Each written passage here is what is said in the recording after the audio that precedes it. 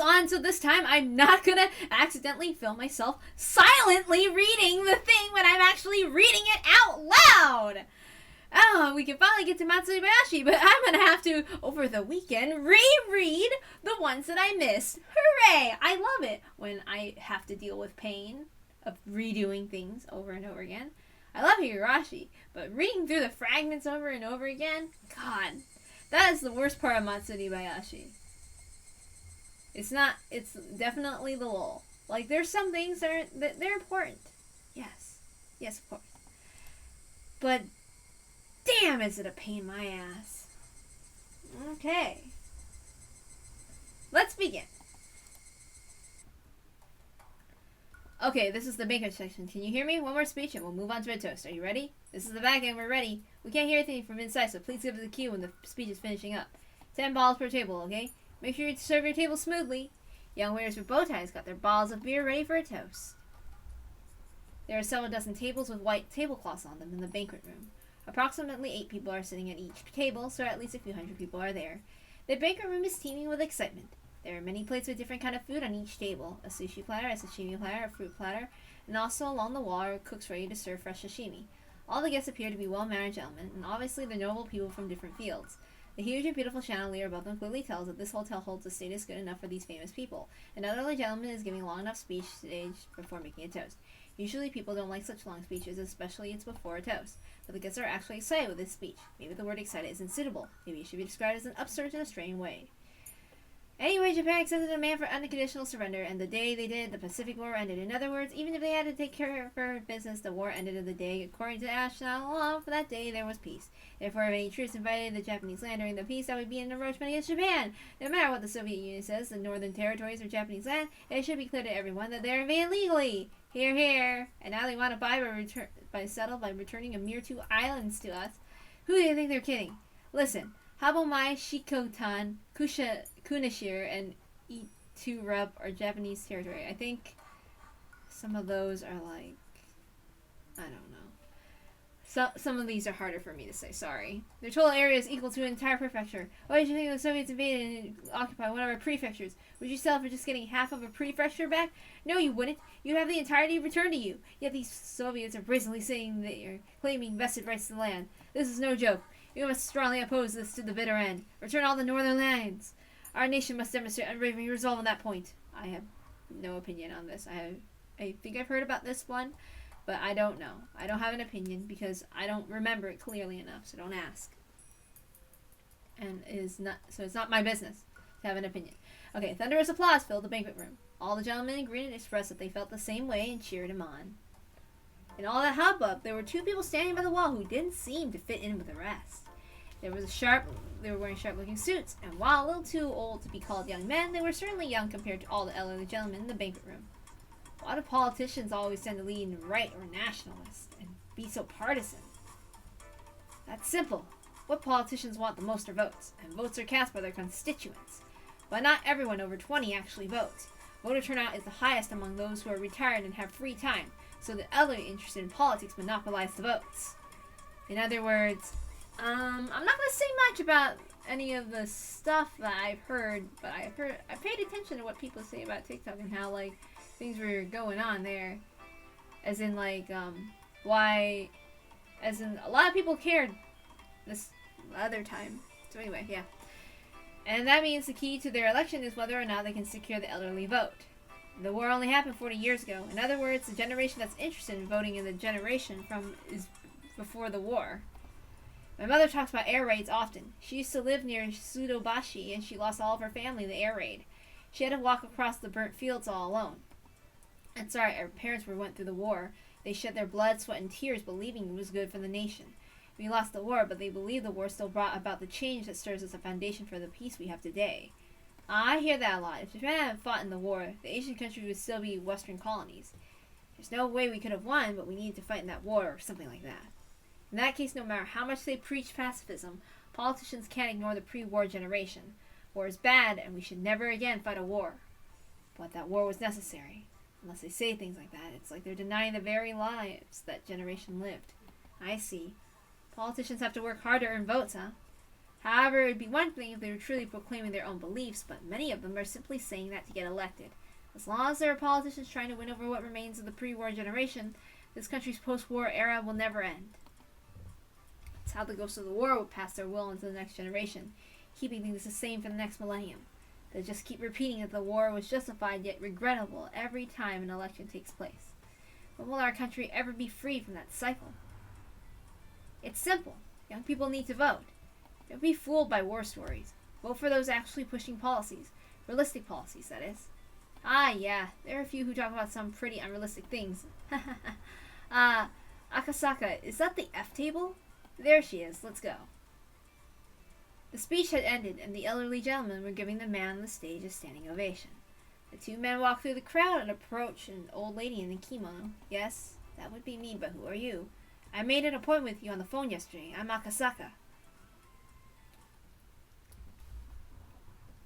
Okay, I was a little bored because I thought it was like the same thing over and over again. I was like, oh shit, are we doing this again? No, it's Akasaka this time.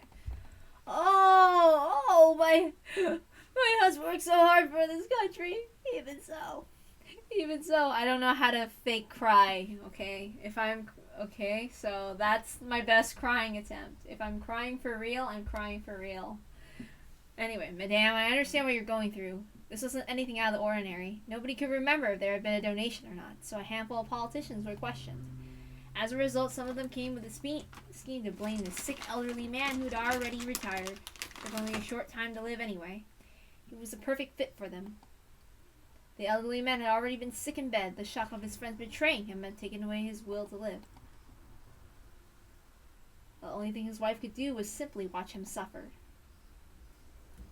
She kept crying while telling the men about her husband's achievements. If your husband is in fact innocent, a judge will rule accordingly. Don't worry. All false accusations will be cleared. I already know that because he is innocent. But he won't live to see the verdict. He worked so hard for this country, and this is what he gets in return at the end. How can he rest in peace? Akasaka nodded and tried to find the right words to say to her. His colleague rummaged through a pile of paperwork behind him. The papers were filled with fine print.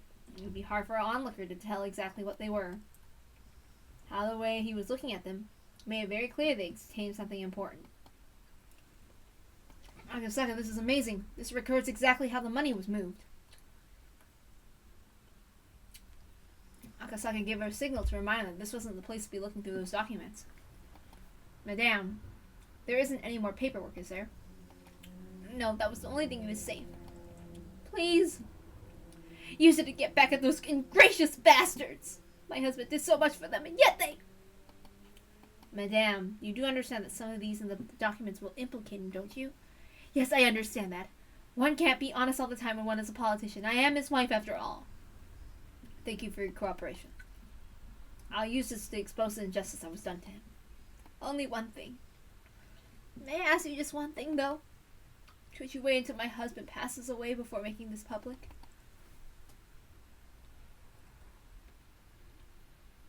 The paperwork Akasaka received was something her husband intended to take to the grave with him. Something that shouldn't exist in this world.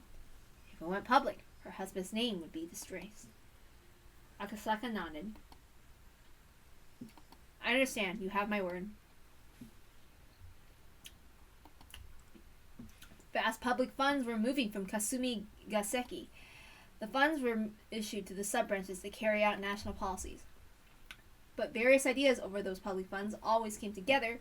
There was never an end to those trying to poke a straw into it and suck it out like a mosquito. Access dividends, cordial patronage, profits for organizations that benefited themselves. Many financiers approach and adhere to officials and politicians hoping to earn those gains. Give me a moment.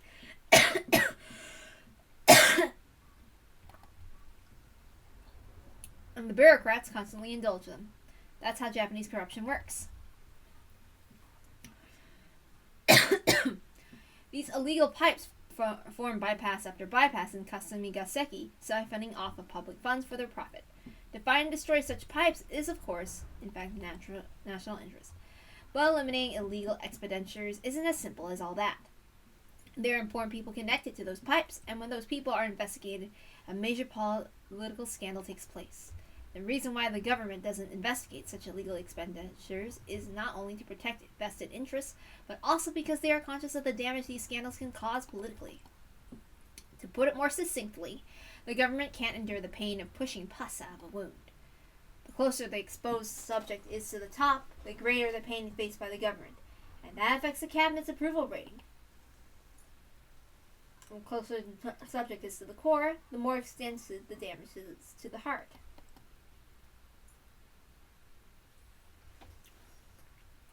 The secret investigation Akasaka was leading went as close to the heart as it got. It could cause a collapse of administration from shock.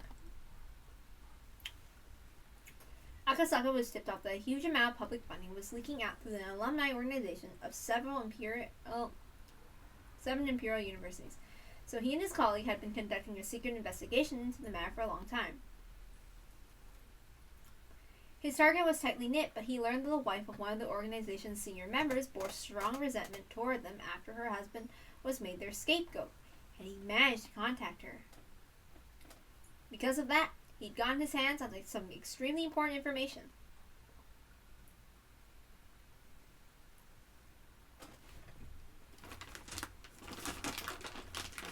Okay, let's see. Good work, everyone! We almost got enough proof. What Akasaka brought us is particularly shocking. We must have worked hard to get it. Great work. Thank you. The small meeting was filled with boxes that were, in turn, filled with documents. A whiteboard was filled with cramped writing, too. A few of the investigators were in the meeting room, which was also filled with smoke, and were ready to take reading the documents intensely. Their intimidating manner clearly indicated that they were police officers with a great deal of experience. Akasaka was one of those men. It had been a while since Mamoru Akasaka was transferred to this department. When he worked on the case of the kidnapping of the Minister Inukai's grandson, he had been a rookie. But by now he was an experienced investigator. After the knock on the door, an elderly man entered the room. Everyone straightened up all at once. Sir, thank you for stopping by. Thank you. You don't need to stand. Relax. I brought a wonderful gift for you all today. Kano, you gotta go to your son's Parents' Day meeting after all. The meeting room was filled with sighs tinged with exasperation and resignation. It certainly wasn't because any of them hated to get to go to Parents' Day. I knew it. I thought it was about time. Shit! Akasaka's colleague complained. They had been so close to getting to the root of this issue, they had such strong evidence. Akasaka, on his part, wasn't too disturbed. This had happened several times in the past. Considering how hot the documents he obtained were, it's easy enough to predict.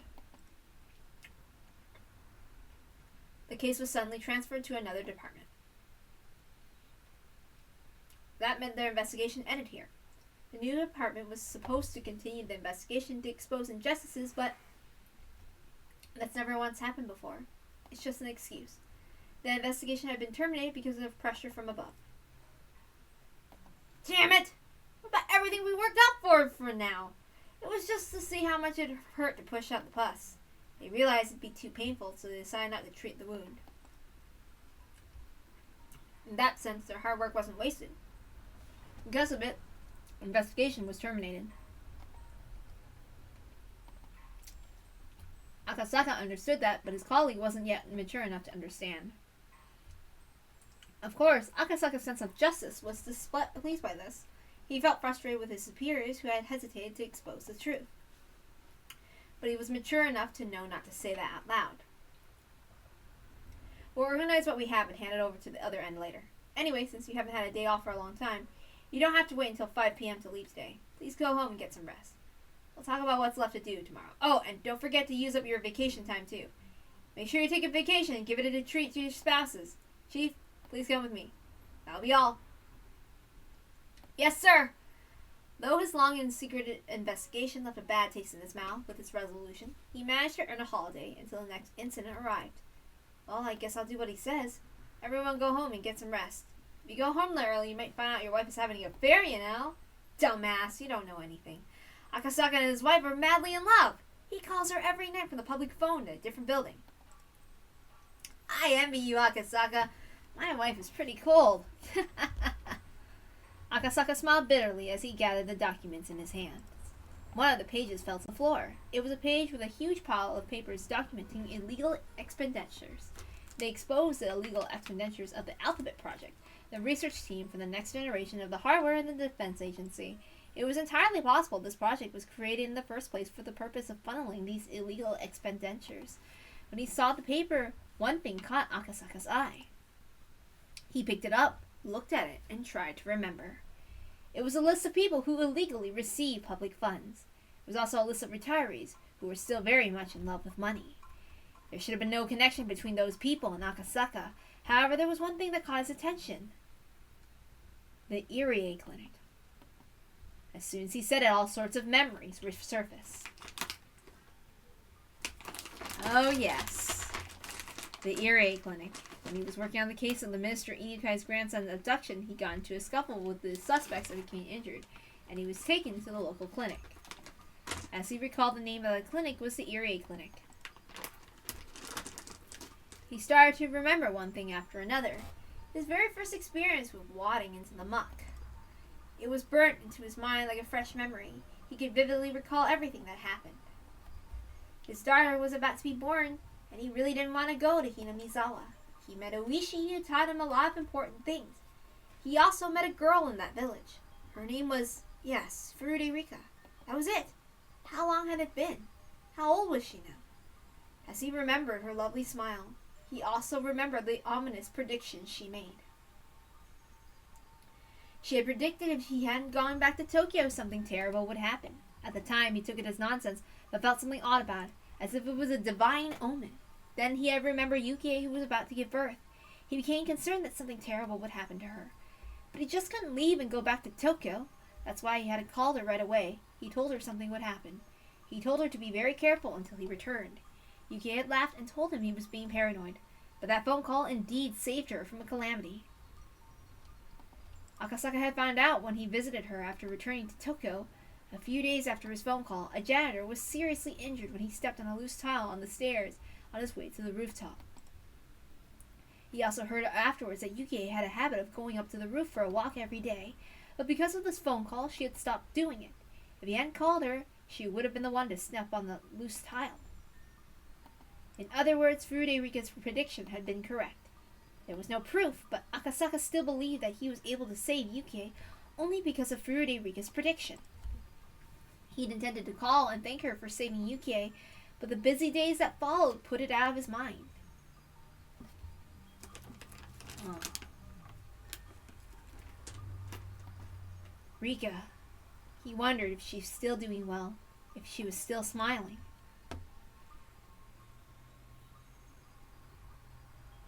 Akasaka remembered the sad prediction she had made on the night under the moon, while still swearing that smile. That's right. She'd said something. She predicted someone would get killed on the night of the festival every year. On the 5th year, she'd be the one to be killed. That's right. He thought she did say that. The 5th year, that's this year! The festival is, that's right, it's in June. If he remembered correctly, it happens on the last Sunday of the month. Akasaka looked at the calendar. It was June 1983. Although there was still some time, the death she predicted for herself was coming up. The girl who predicted Yukie's accident also prophesied a mysterious incident which would occur annually for the next 5 years. They'd actually have been happening. Then it would happen again this year. Akasaka wondered if Oishi was still at Okinomiya PD. If the annual incident she predicted actually was taking place, he would know. In other words, he would confirm if Furude Rika was going to be killed or not with a phone call to Oishi. The girl who predicted her own death had muttered that she didn't want to die. Muttered. No. It was clearly a plea for help. A young girl who was trapped in the fathomless, bizarre traditions of the village she couldn't escape had sought help from him, an outsider. She paid his reward in advance, in the form of foreseeing Yukie's accident. He had to get to her. He had to go save her. A flood of emotion filled him up. He felt as though he finally remembered something he was never supposed to forget. That's right. He had to go to Hinamizawa. He had to save the girl who asked him for help. Hello, Okinonomiya PD. Hello, is this Geraldo Oishi still working in your investigation department? If he is, may I talk with him, please? Excuse me, may I ask who's calling? Could you tell him it's Akasaka from the police headquarters? Oishi was a very lively person, but he had been old even back then. Maybe he had already transferred somewhere else, or maybe he'd already since retired. But if he was still there, he'd be happy to hear from Akasaka. He sure had a unique laugh. Oishi! There's a phone call for you! Someone from the police headquarters in Tokyo. Tokyo? Who could that be? Hello, this is Oishi. What? My oh my, and how have you been? Oh, did I finally get Oishi down yet? God, I'm trying to. It's been a struggle. I don't know, I probably still screwed up. Yes, I was eating candy in the middle of it. I don't care. It wasn't the most exciting until the end, where it was actually more emotionally resonant. That's how I am. I don't read things that don't resonate with me, okay?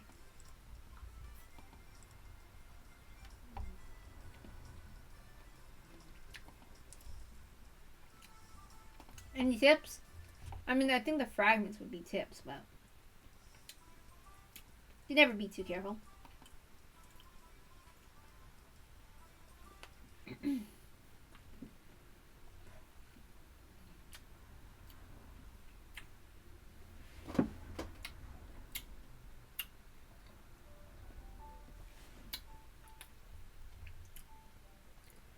Hanyu's already grown to being around us. Since Rika and Sadako are her age, she's especially become close with them. Of course, Rena and me are looking after her too. Rena told me something the day Hanyu joined the class. She said that Hanyu had been close to us for a long time and she's been watching us play and that she always wanted to join us. I still can't remember seeing her before, but somehow I can believe it. Hanyu has accepted all the things that surprised me at first, as if she knew about them all along. She knows everything about us. It seems she's truly excited about finally being able to join in. Hanyu's definitely a part of our group now. She sure is. It almost feels like she's been one of us the whole time. That can't be true, though. No, it is. She's been by our side all this time. Huh? Are you saying that now, too? Rena told me that a couple of days ago. Is it just that I didn't notice? It's because you're dense, Keiichi. Me. Fine, so what if I'm dense? Why are you two sitting down? Are you tired? You never feel tired, Hanyu. Meanwhile, we're exhausted. It's because I've waited for so long to be able to play with you all. This isn't nearly enough. I want to play more and more. You're full of energy. By the way, those things on your head, don't they fall when you play? Hanyu has horns on her head. I thought it was a hair accessory of sorts, so I didn't want her to lose it while playing. I was going to offer to hold it for her while she ran around. But Hanyu's face clouded over. She apologetically held onto her horns. Keiichi, Hanyu can't take them off. I see. Sorry about that. Is it strange to have horns? No, not at all. I think it's cute. Yeah, Kei-chan even has a horn between his legs, don't you? Though it's hard and curves back. What kind of horn is between his legs? What kind? Rena's punch is still the one thing I still can't follow. Are you quite alright, Neon? There's a depression in your face. Everyone laughed except Hanyu, who didn't seem to get it. I shouldn't have said anything. I bet she doesn't like to talk about her horns. But if I try to apologize, I think things will get even more complicated. As I thought about what to say, Rena took the girls over to the shrine gate. Don't worry about it, Keiichi. Hanyu tries not to let it bother her, but she hasn't had enough training. Me. So she doesn't like to talk about them, huh? Sorry, I'll be more careful. Hanyu came to Hinamizawa a very long time ago. She did? No wonder she knows so much about the village. I don't know where she lived before she came here. I asked her once, but... Oops, shit, that was supposed to be... I asked her once, but all she said was it was a place I wouldn't understand. Hanyu said that she, or rather Hanyu's people, couldn't live there anymore. I don't know if I should read this as Burnt Castle's voice. Shit, I don't know. They looked for a new place to live for a long time, and they traveled far away before arriving in Hinamizawa.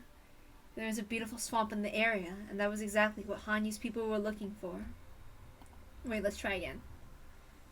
I don't know. I asked her once, but all she said it was a place I wouldn't understand. Hanyu said that she, or rather Hanyu's people, couldn't live there anymore. They looked for a new place to live for a long time. They traveled a very long way before arriving in Hinamizawa. There was a beautiful swamp in the area, and that was exactly what Hanyu's people were looking for. But there was a village nearby where people lived. To show respect to the original inhabitants of an area was a law among wandering people like Hanyu's. Her clan decided to live peacefully and coexist with the villagers. However, their attempts to coexist didn't go so well. The villagers were too childish and immature to accept these newcomers. They strongly rejected them and caused a terrible, tragic disaster.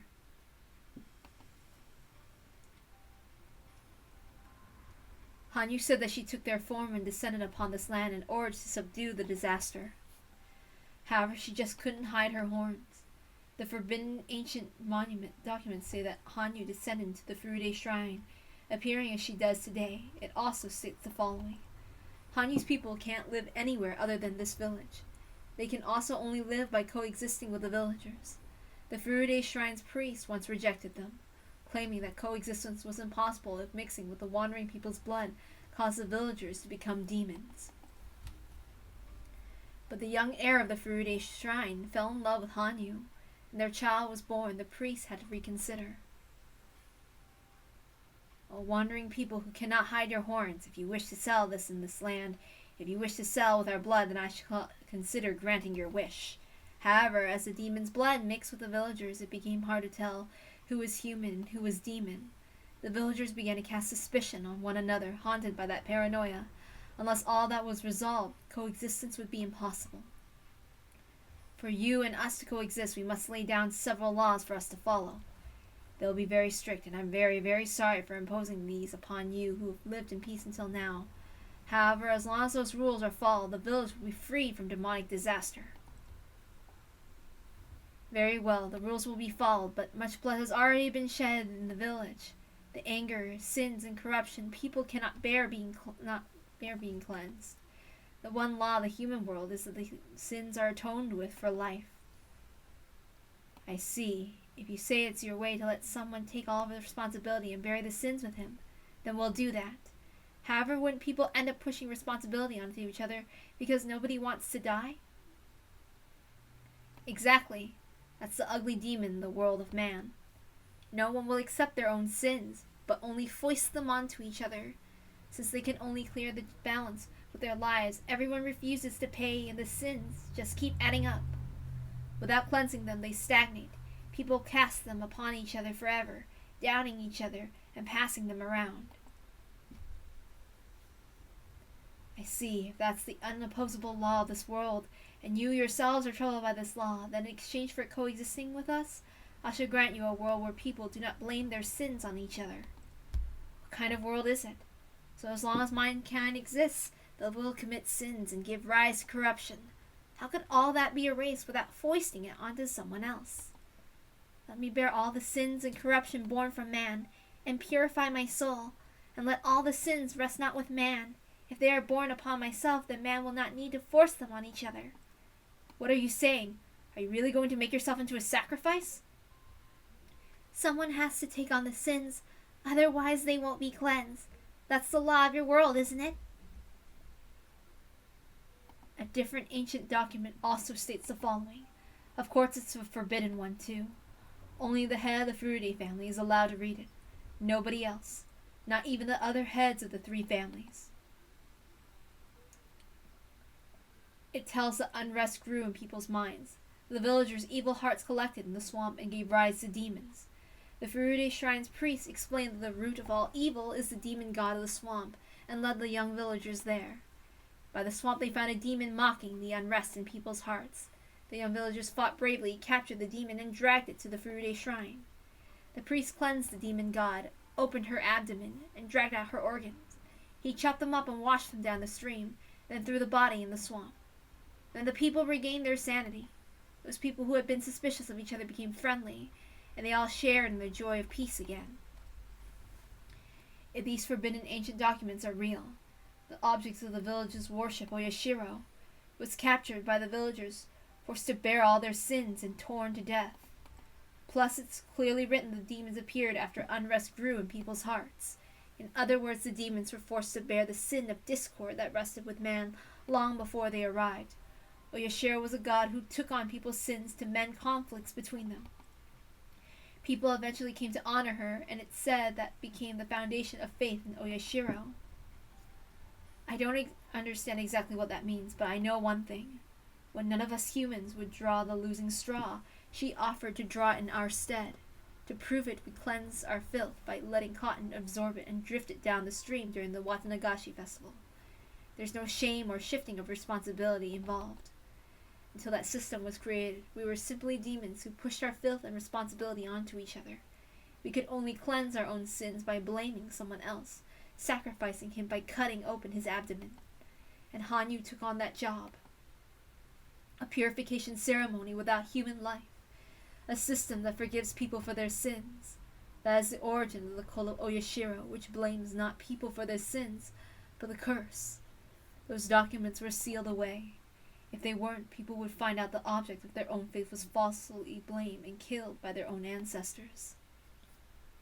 Hanyu apologizes. She takes in people's sins and keeps apologizing. When people can't deal with their own sins anymore, she accepts them. When Hanyu takes over, people are cleansed and they're allowed to keep living.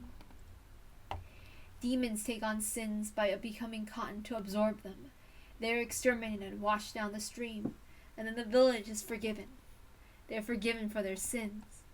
If that's all true, then Hanyu, or rather Oyashiro, is such a tragic existence. I asked Hanyu about this before, and she told me the following story. 4 people are stuck in a snowy mountain cabin. They play a game while each are sitting in one of the 4 corners. It's a very well-known story. It's in the middle of winter and they're all getting sleepy. If they fall asleep, they'll die. So one of them comes up with an idea. They're sitting in the 4 corners of the room, so someone just has to walk clockwise to the next corner and wake up the person sitting in that corner. The one who just walked will sit in that corner, and the one who woke up will get up, walk to the next corner, and wake up the next person sitting there. If they keep doing that, nobody will fall asleep. People who know this story won't need an explanation, but this doesn't work with 4 people. When the first person gets up, their corner becomes empty. So after everyone takes turn, the 4th person goes to the next corner, which is an empty one. They sit down and fall asleep, so the game is over right there, and everyone freezes to death. In other words, to play this game, you need more than 4 people.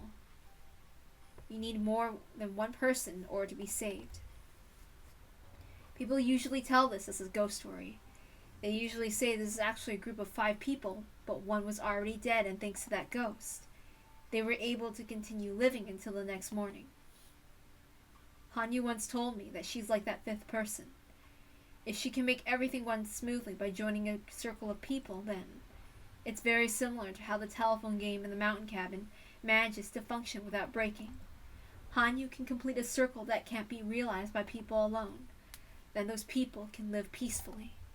She's an existence that completes a circle. Is she bothered by her horns because it reminds her of the time she was called a demon and punished for the sins she took in?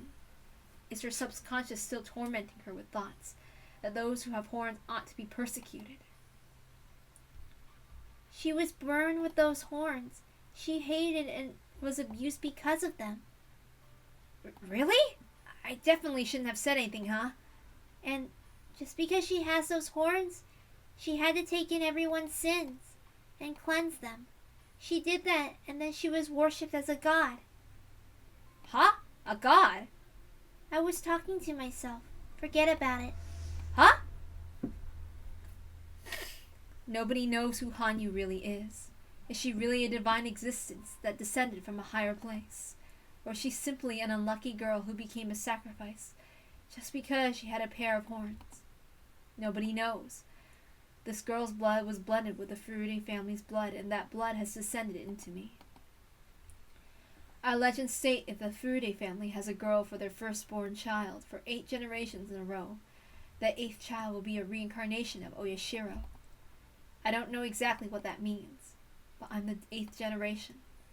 Is that why I was the only person who could see Hanyu? 8 generations is a very long time. Maybe that's how long it took for all the sins Hanyu assumed to be cleared. 8 represents infinity. It's a very lucky number. Often curses uttered contain "I'll curse you for 7 generations," but the 8th lies beyond that.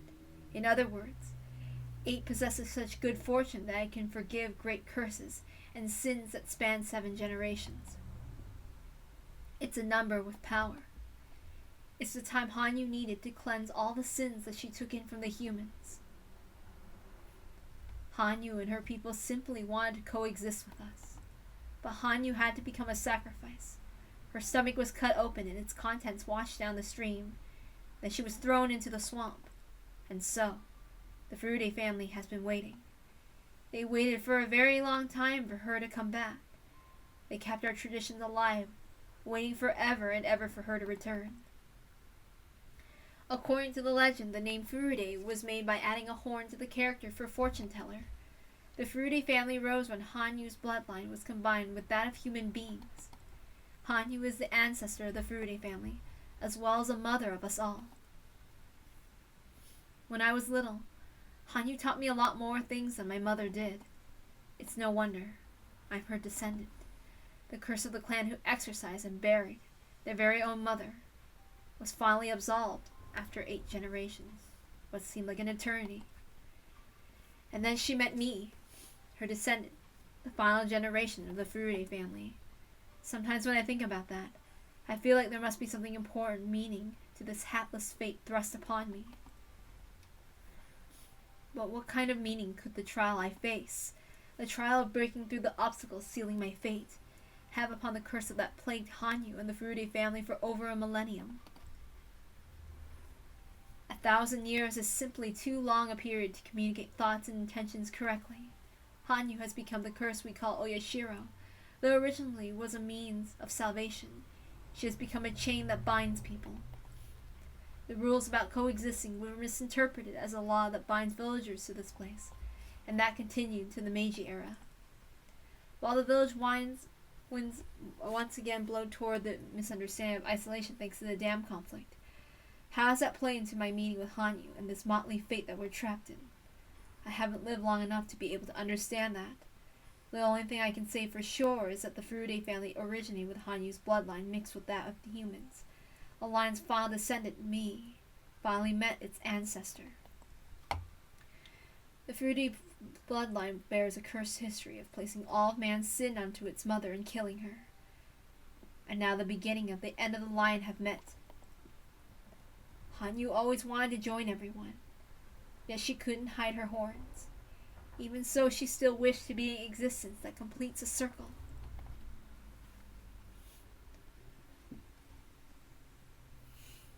It's a child's job to bury their parents. But Mother, I've never heard that it's a child's job to kill and bury their parents. Don't ask, child. I'm not human. My horns are proof that I'm a demon. A demon's job is to take on the calamities of the human world. Bearing the calamities of this chaotic world and cleansing the unrest in mankind's hearts is my role. Then, Mother, why do you have to be one? People's sins are people's sins. They aren't yours. Listen, child. People live with their sins. They can't live without making someone else take the blame. Nobody wants to take the blame, so they shift that responsibility around. That is a demon, the true demon disrupting the world of man. By bearing it myself, man may be cleansed and mankind can be free from their destiny of doubt and conflict. Let all the sins, the filth, the karma, and the curse come to me. Then attack me, purify me, wash me down the stream and throw me into the swamp. A human will not do. So is the fate of one not human to accept that role. If a human were made to bear it, then mankind would not be free from the demon of doubt. I don't understand. I don't understand, Mother. Mother, you have horns. Are you saying that you aren't human just because you have horns? That even if you are human, the horns make you non-human? Even if you have horns, you're human to me. My child, you're the only one who's ever said that. Even if everyone else calls me this or that, you'll still call me human. What is passed down in the Furude's many forbidden scrolls, the ones unknown to even the heads of the three families sealed in the altar in the shrine storage. Understanding that would probably require about as much time as I spent repeating time. Yet once you understand that, perhaps you'll better understand the smile Hanyu wears as she innocently plays with everyone. Okay, since I'm never going to read through the extra stories of Higurashi, I'm just going to say that her daughter's name is Furude Oka, according to some of the extra Higurashi games that I'm never going to read ever. But because I'm not interested past, like, whatever I have. And sorry if I'm messing up. There's something in my nose and trying to make me sneeze, and it's really pissing me off. Okay. But yeah. Also, I gave Hanyu a more mature voice because in the side games, she appears as an adult and not as a child. And apparently, something about whatever happened caused her body to degenerate into that of a child. Something like that. And she aged backwards and she didn't have like a physical body and all that stuff. That's the explanation. I'm just going to say this right now because I'm never going past and reading those. Okay? The only reason why I'm even reading Saikoroshi is because I have it. If I didn't have it, I'm not even going to read it. But I have it. So I'm going to read it too. Because technically, I was only interested in the 8 main games. But because I have Saikoroshi, I'll read that. That's it. Anyway. Ah! Are you okay? I heard Mio yell with surprise. Something must have happened. Oops. Oops, I messed up. I keep messing up lately. What is it? What's going on? Hanyu tripped and tumbled down a hill over there. Hanyu, are you okay? She rolled down beautifully, but I hope she didn't sprain her ankle or anything. Let's go look. Hanyu had been playing on the slope and tumbled down it. There's a road just below the slope. Mio and the others went down the stairs to get her. Let's go. I hope she isn't injured. When I got there, I saw Tomitake and Takano, and they were taking care of her. What happened? We just saw her roll down the hill. She did tumble beautifully, though. I think she hit her head, so I'm sure she'll get a bump later. Make sure you put some ice on it, okay? Hanyu! Hanyu! Can you hear us? Look how many fingers do you see? She sounded disoriented, but didn't appear to be injured. What a relief for everyone. Also, right now, I'm hearing a clicking in my ear every time I read, and it's the most annoying thing in the whole world. So if I'm messing up, that's another reason. Okay? I'm very hypersensitive to anything that's happening to me, and it's really pissing me off and distracting me. Like, my nose wants to freaking itch, my ears are clicking. I'm really in a terrible mood right now. And also, I've been wanting to cough, which is really pissing me off. Anyway, let's continue. I bet she's just feeling dizzy from rolling. I'm glad you're not hurt. Just think, though. How lucky of you to have a nurse waiting for you down here. What perfect timing. Well, when I'm not working, I'm a wild bird photographer. Right, Jiro? Well, yeah, I guess. A Hina Mizawa kid would never get hurt from something like that. In other words, you're already one of us, Hanyu. Hanyu, is that your first name? I've never seen you before. Are you new around here? Yeah, she is. She transferred in here just last Monday. What are these? How peculiar. Are they some kind of toy? Takano tried to poke at one of Hanyu's horns. They'd be an interesting hair accessory if they were an accessory. That's what's cute about Hanyu. Please don't touch them, though. Oh, is that so? I don't think they're that cute, though. After all, they look just like a monster. Don't they?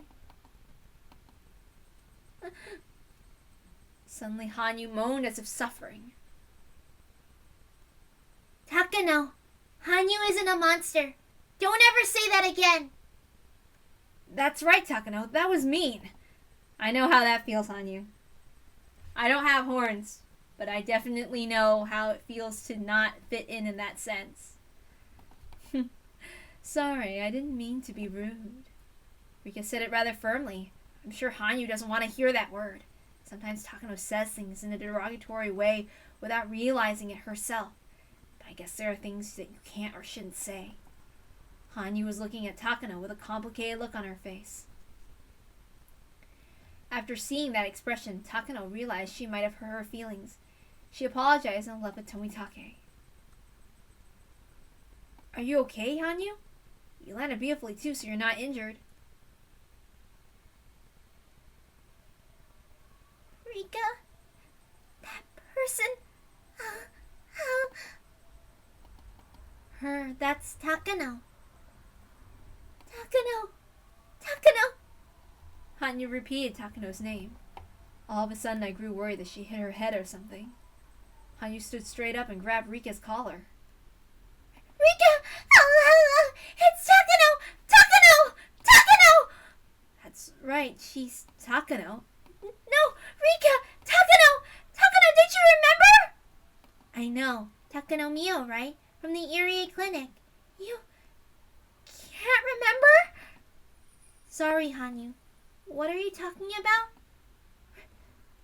Rika, this can't be. This is the last one. She finally imprinted herself with the true enemy's name while enduring the pain of her stomach being cut open. And yet she can't remember? Fruity Rika has failed to inherit the memory of the fragments.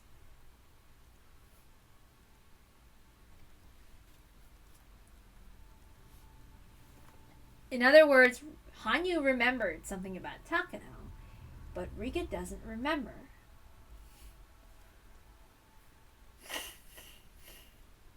Okay.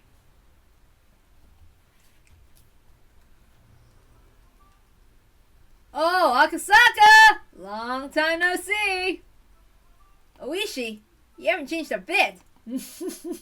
What are you saying? I've been on an apple diet recently and lost a few pounds. Can't you tell? Well, just look at you. You look great. Well, I have to stay in shape for my job. Hey, Kura, is this the guy? The one who came here a few years ago from Tokyo? Nice to see you again too, Honda. It's been a while. My, look at you. It must be nice to be so young. Well, since you came such a long way, let's just head to a restaurant. I'm a regular there, so I'm sure we can get in before it opens. Come on. Oishi, are you sure? Don't you still have some work to do? What? Not at all. I'm on special training with a Why do I keep messing up? God!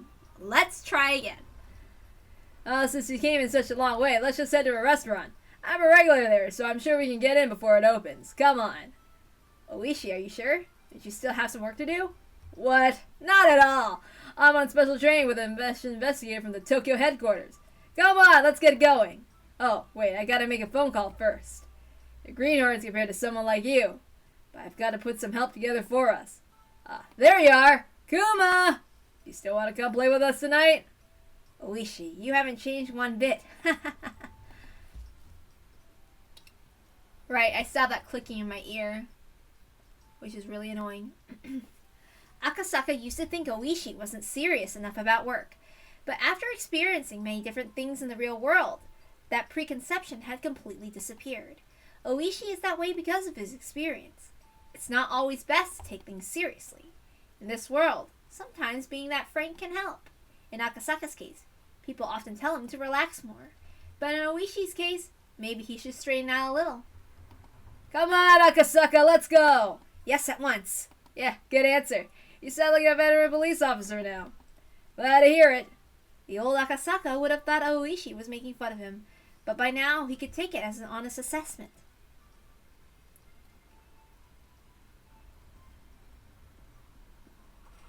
I'm trying, but Well, you sure can drink now, Akasaka. I don't think I can keep up with you. Must be true that when one gets old, he can't drink as much as before. You're too modest. I'm just getting better because an intelligence officer has to be able to hold his liquor. I have a budget set aside at all the times for training my young colleagues. Japanese sake, Western liquor, Chinese liquor, whatever. Sometimes I drink a little at bars and sometimes at expensive clubs. That sounds pretty good. I'll have to join you to coach them sometime. Yeah, please come teach us your tricks. Young guys nowadays often talk about how they can't drink. I couldn't drink at all at first, you know. The more you drink, the better your body adjusts to alcohol, and the more you enjoy drinking. That's right! Are you listening, Kuma? Yeah, I heard. I can down quite a few now. No, really, you're right. When you first teamed up with Oishi, you were already drinking oolong tea with a toast. That's no good. A toast is a very important meaning. If you don't drink any alcohol, you're saying you're not satisfied with the party. So when I see young people like that, I tell them, I'm not saying that you have to drink up in one gulp, but your first round has to at least be a medium mug. When Akasaka first came to Okinomiya, he was very nervous. There was no trace of that tension left in him. Seeing that, Oishi realized just how much Akasaka had learned in the past few years. There you go, Akasaka. Man, you've really grown a lot more dependable. During the years I've been waiting to retire, you've grown so much. It might be time for the younger generation to take over, huh? That's not true. If there's one thing I've learned, it's that the only thing that matters is experience.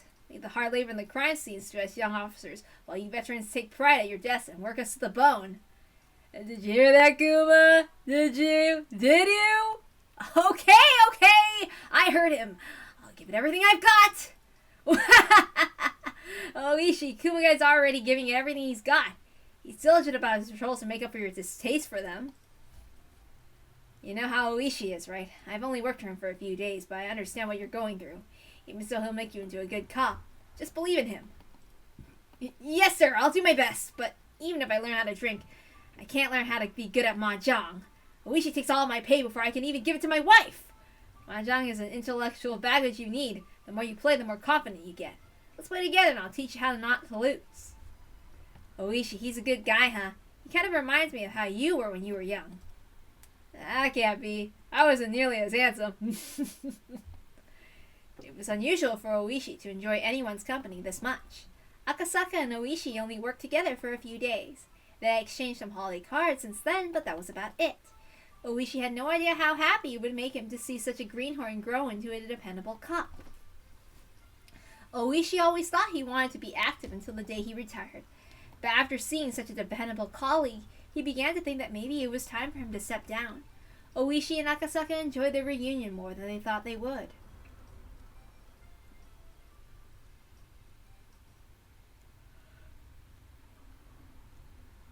The owner of the place was bringing the electric sign inside.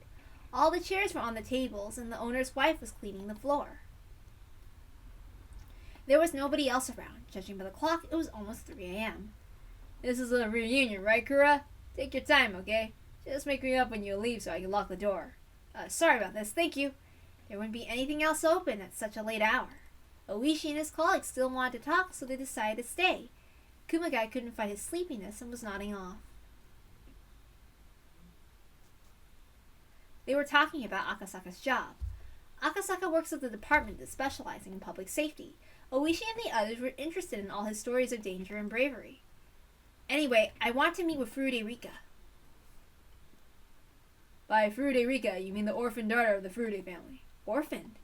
What happened to her parents? Furude Rika had predicted there would be an incident in Hinamizawa every year for the following 5 years. Her parents, according to her, were supposed to be killed in the 3rd year running. Yeah, it was the 3rd year of the Curse of Yoshiro. 1981 it must have been. The Furude couple died rather suspiciously. It was 3 years after you came to Hinamizawa, Akasaka. 3 years? Did it happen in June, 3 years after I visited? Yeah, that's about right. Why?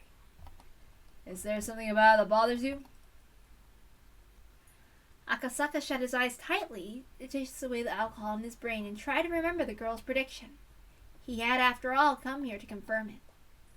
I came here in 1978, and what about the damn construction site manager? Oh, that's the guy I played mahjong with. How's he been doing? It was in the newspaper, I think. Maybe it was just in the local ones. Well, he was killed in the fight with the other workers that year. Fururika had predicted that he'd been killed a gruesome way, that his body would be dismembered. Was he mutilated? See, you know about it already. That's exactly it. His right arm is still missing, too. It's so unfortunate. The following year, on the same day in June 1980, Sadako's parents would be pushed to their deaths. Maybe it should be called an accident. A lamentable accident. I'll continue. The following year, the year after the manager's death, I think. Let's see, I know. Sadako it was. I think she's a little girl. Did her parents die in an accident? Oh, how much do you already know? That's right. The damn supporters of Hojo couple fell off a cliff while on vacation, though it still hasn't been confirmed if it was an accident or an incident. And the following year, on the same day in June 1981, my parents will be killed. And the following year, yes, Fururika's parents died, but none of those incidents made sense. You sure know a lot about the curse of Oyashiro. None of those incidents were made public because of the pressures from the locals. I'm surprised how much you know about them. I can't believe this. But even you can't know about the following year, because starting with the 4th year in a row, we decided to investigate secretly. I think I know about it anyway. And the following year, on the same day in June 1982, Sadako's mean aunt will die. Her head will be smashed in. The following year, so that was last year, Sadako from earlier, wasn't her aunt beaten to death? Shit, you're right. Akasaka, how do you know so much? I think I know who will be killed the year after that. What are you saying? Besides, the year after last year means this year. I'll be killed. It will be in June of 1983. In other words, this month, Fururika will be killed. Oishi and the others were at a loss for words. Akasaka had talked about the 4 mysterious incidents. Although he had been far away, he belonged to a very special unit of the public safety. It could have been possible for him to find out about their secret investigations. That was why it wasn't that odd for Akasaka to mention the mysterious deaths, even though he'd been far away from Hinamizawa. However, not only did he know about them, but he also named the next victim. Oishi and his co-workers had sobered up entirely. Akasaka, it's getting late. We're all exhausted, so let me get to the bottom of this. What is it that you're trying to say? Okay. All of this is what she told me when I was in Hinamizawa in June of 1978. What? Oishi couldn't believe what he was hearing. He was left speechless. I know it's hard to believe. When she told me back then, I thought she was just being a mischievous little girl, but she told me she was going to be killed in the 5th year running. In other words, she asked me to help her, I think. The main purpose of my visit to Hinamizawa this time is to find her and ask her if she still needs my help. Akasaka, I'm retiring this year. I want to take revenge on the people who killed the manager in the 1st year. I'll jump on any lead I find. So just let me confirm this with you. What you just said isn't a joke, is it? If it is, you'd better tell me right now. I'm telling you the truth. Fururika told me this in June 1978. By the time, I didn't think anything of it, so I didn't tell you about it. I'm very sorry. No, you didn't know. Even if you had told me, I don't think I would have believed you. Only because it happened 4 years in a row do we believe you now. Oishi must have been thinking that if only Akasaka had told him that back then, he could have saved his friend. But what the old man from the forensics just said was right too. Oishi wouldn't have believed him back then. His friend would have died anyway. Oishi would have been left with regret at not being able to do anything. That's true. I should be the one apologizing. Still, Fururika. Why Fururika? I don't know exactly what's going on in Hinamizawa right now. I read the papers that the dam construction plan has halted indefinitely. That's why I assume Hinamizawa is peaceful now. And the dam conflict's over, yeah, but starting the following year, these mysterious deaths known locally as the Curse of Oyashiro started to occur annually. It played out just like you said. I think she's entrusted me with something extremely important. Oishi, let me ask you, do you think it's possible for Fururika to be killed this year? They say the Fururi couple was held in low regard for being so passive during the dam conflict. That might be the reason why the curse fell upon them in the 3rd year. So I do think that Fururika's death, it's possible, isn't it? Oishi nodded slowly. I'm going to try to get in touch with Fururika tomorrow. I think the best thing to do is to talk to her directly. Can I come with you, Akasaka? The story about Fruity Rika sounds like something very important for me, too. My. You've come bearing quite an incredible gift. I'm starting to get intrigued myself. I never thought I'd see the other day when all the mysteries were solved. Well, I have some questions, too. For instance, why did she tell me something that important? If she wanted help, why didn't she ask the local police? Why me, a guy from a business trip from Tokyo? I bet she doesn't have any faith in the local police. I'm a little unrefined. Rika probably doesn't trust me. Besides, there are people with connections to the Sonozaki family at the Okinomiya PD. In other words, she trusted me, the guy who came from Tokyo, more than anybody. Yeah, I guess. If that's the case, Oishi, please don't tell anybody else about this. Of course I won't. Anyway, let's head directly to Hinamizawa tomorrow and have a talk with Rika. You can start from there.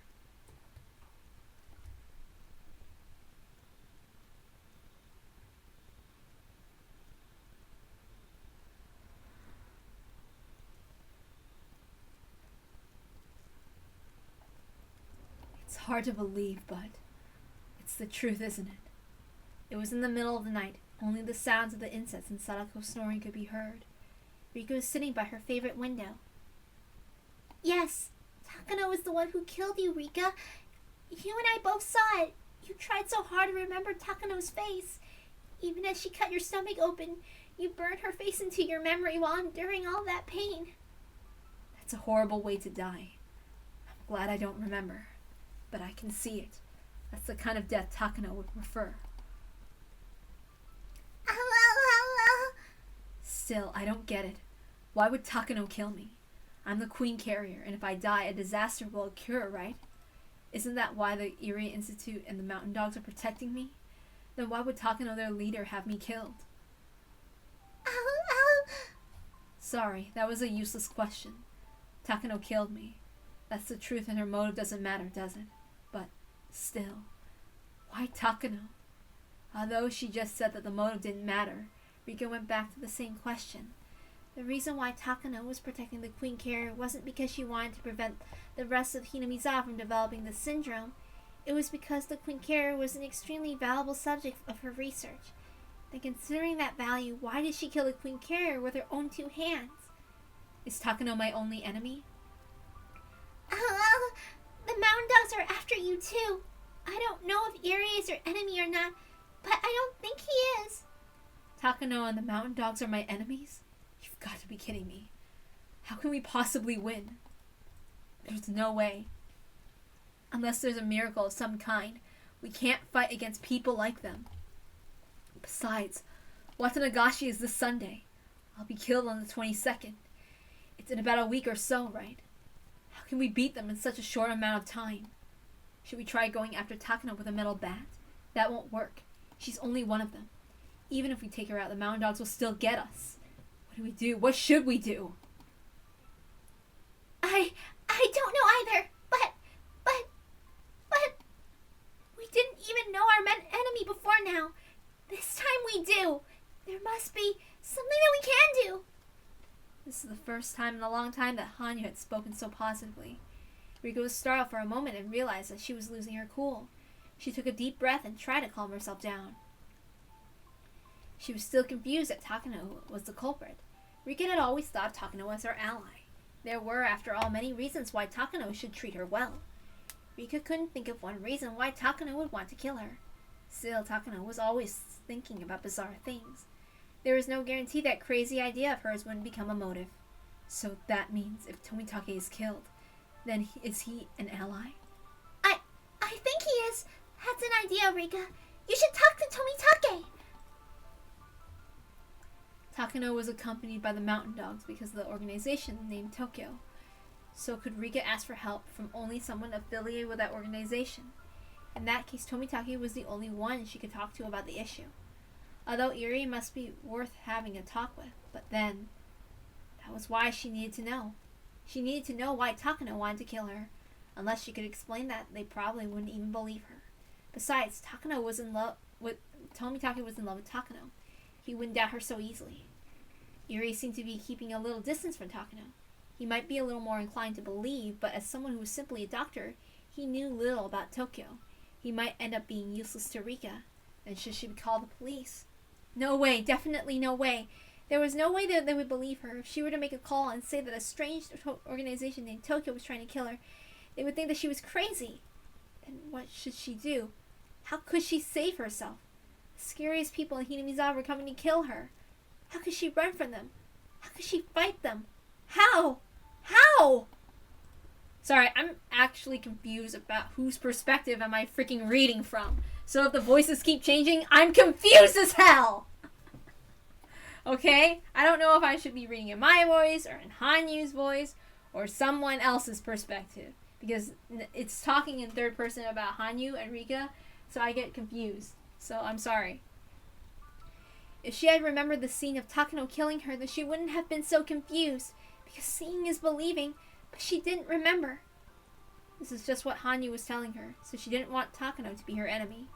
This is truth she didn't want to accept, so she was tempted to say this all was simply Hanyu's delusion. Calm down, Rika. We learned in our past life. Don't you remember the previous world?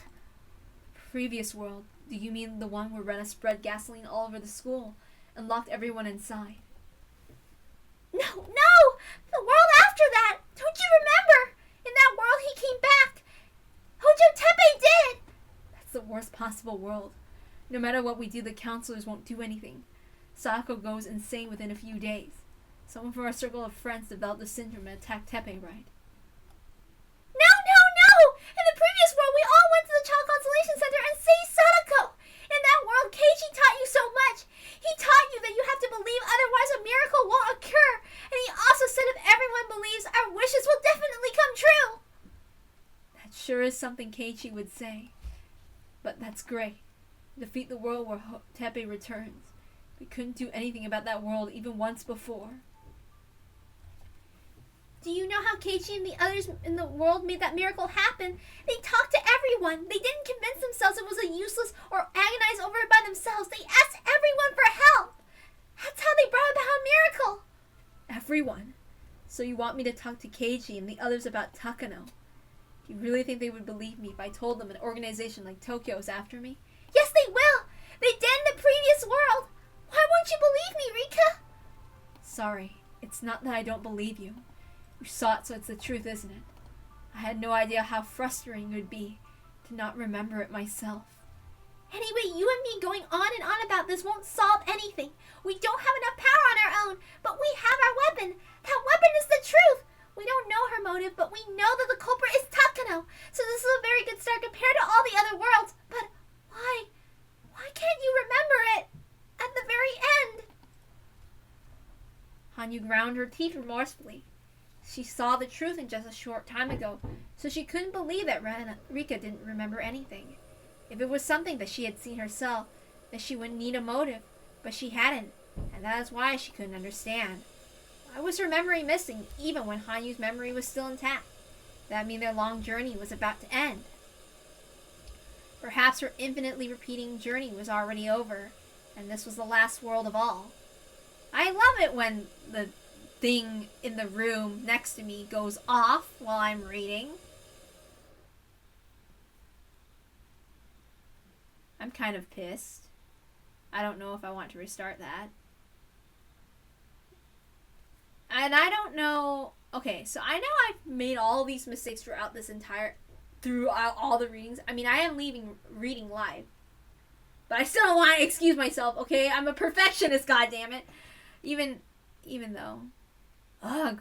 But it's also going to take forever to edit all of these if I wanted to make them perfect.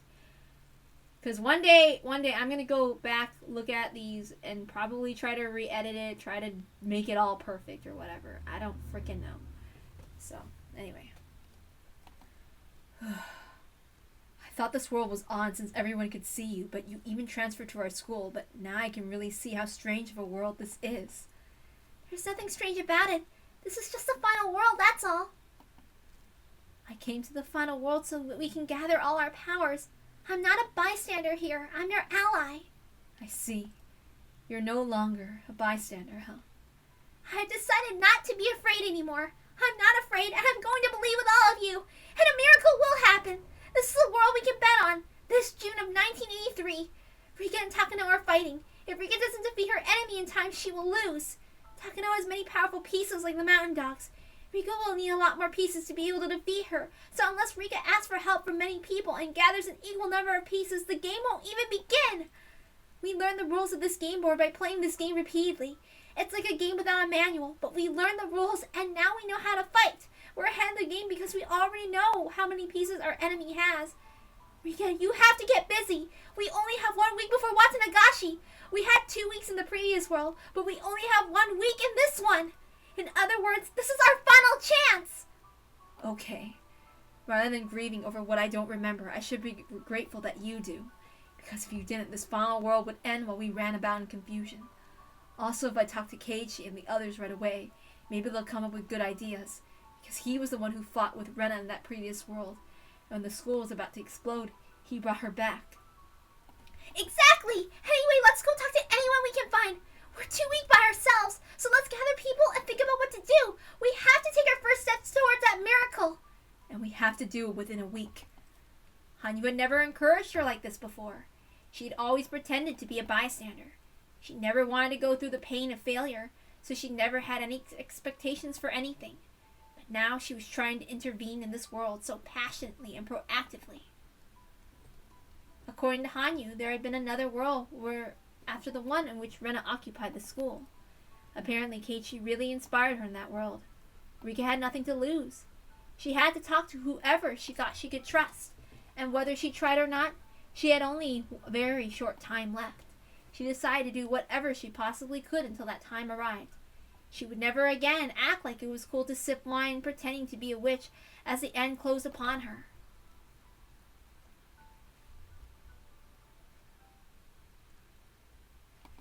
Hello? It's been a while. Oh, shit. Okay, guys. You never got to hear my Nomura voice because I forgot to turn the freaking goddamn mic on. But you get to hear it today. Ooh, yeah. Ugh. I have to re-record that. The fragment. Alright. Let me compose myself.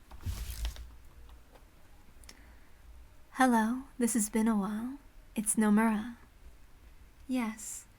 Thank you for the detailed documents from the other day.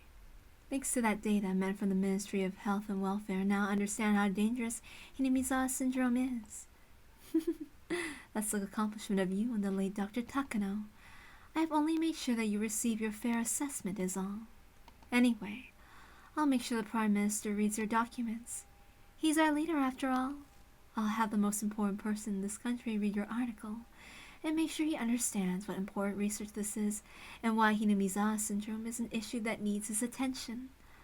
Also, I'll make sure the present board of directors realize how stupid they were to ignore your research and ridicule your grandfather's thesis. Indeed. I have great news for you. We've decided that after the operation is completed, the actual location will be isolated and shut down. Another department of the SCF will take over the research.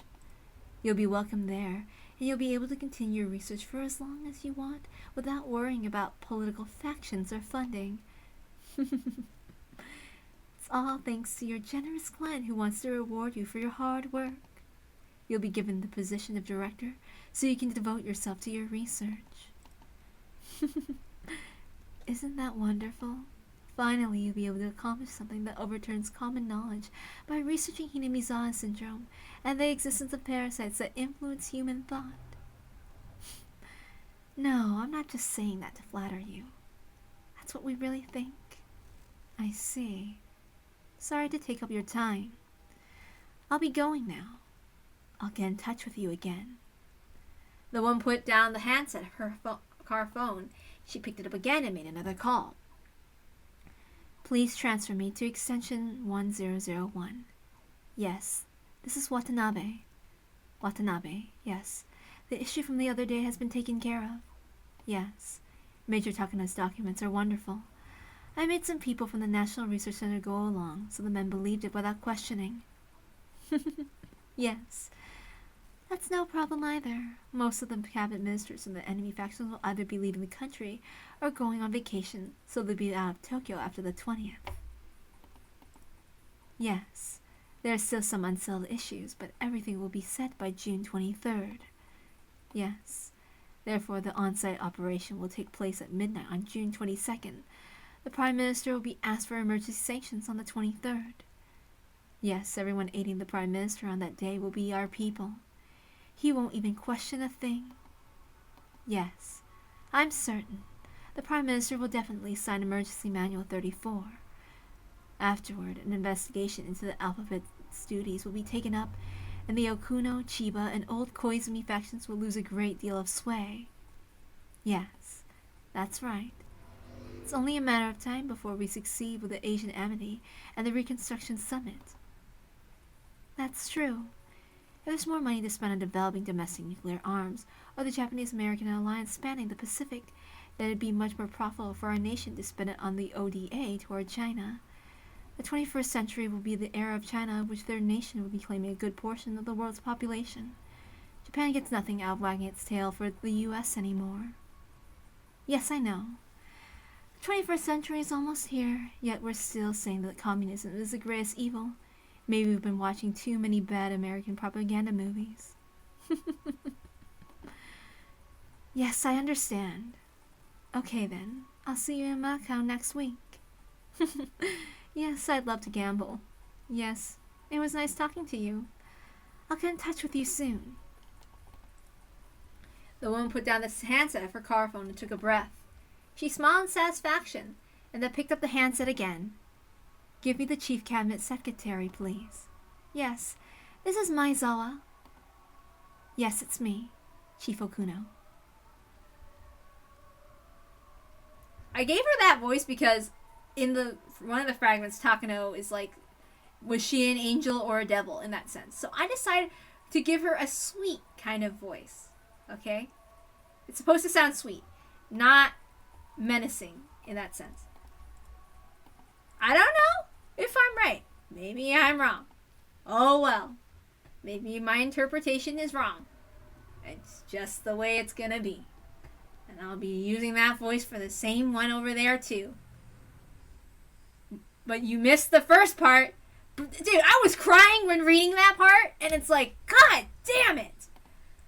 I have to reread that part. Well, anyway, we are done for tonight. Thanks. Bye.